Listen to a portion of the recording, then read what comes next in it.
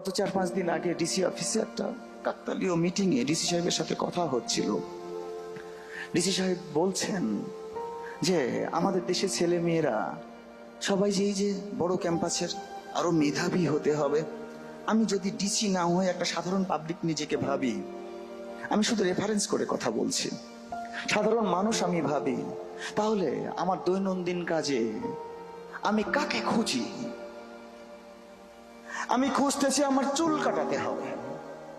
চুল কাটাতে হলে আমার সবচেয়ে এক্সপার্ট যে নাপিত তাকে আমি খুঁজছি, আমি স্কিল খুঁজি, খুঁজে পাই না।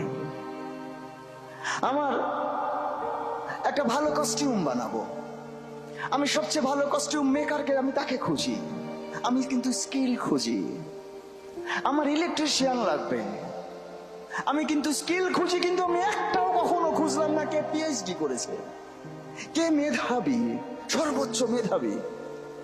আমরা কেন জানি মেধাকে শুধু লিটারেচার ওরিয়েন্টেড করে ফেলেছি।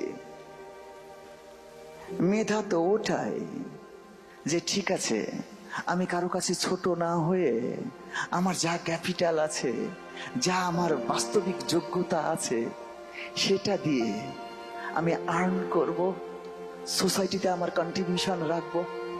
মানুষের জীবনে মূল লক্ষ্যটা কোথায়? এই লক্ষ্যটা বড় ক্যাম্পাসে এসেও কোথাও আমরা ভুলে যাই। ভুলে যাওয়ারই তো কথা।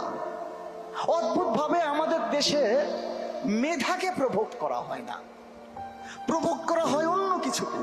আসলে ট্র্যাডিশনাল এডুকেশন নিয়ে আমার ভীষণ আপত্তি আছে।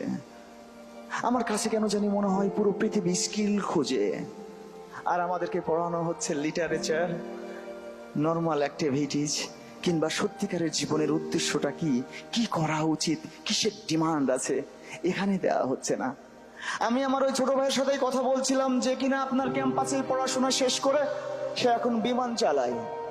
আমি বললাম তুই কোন সাবজেক্টে পড়েছিস? ম্যানেজমেন্টে পড়েছি। বিমান চালাস, সম্পূর্ণ আলাদা আলাদা প্রফেশন। তাহলে তুই যে এত অনার্স পর্যন্ত পড়েছিস, এই পড়া তোকে কোন অ্যাঙ্গেলে কোন উপকার দিয়েছে?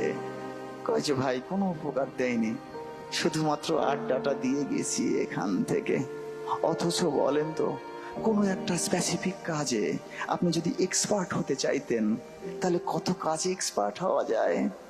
পুরো পৃথিবীর একটাই ধারণা যে আমার স্কিল পিপুল দরকার, আর বাংলাদেশের ট্র্যাডিশনটা হলো আলাদা।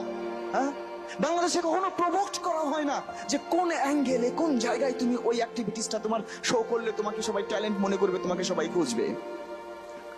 মজার ব্যাপার হলো বড় ক্যাম্পাসে এসে এই জিনিসটা পাবার কথা ছিল যে প্রত্যেকটা প্রফেশনকে আমি রেসপেক্ট করছি। বড় ক্যাম্পাসে আসবার পরে ওই মেন্টালিটি ডেভেলপ করা উচিত ছিল যে আমাকে পরিশ্রম করতে হবে।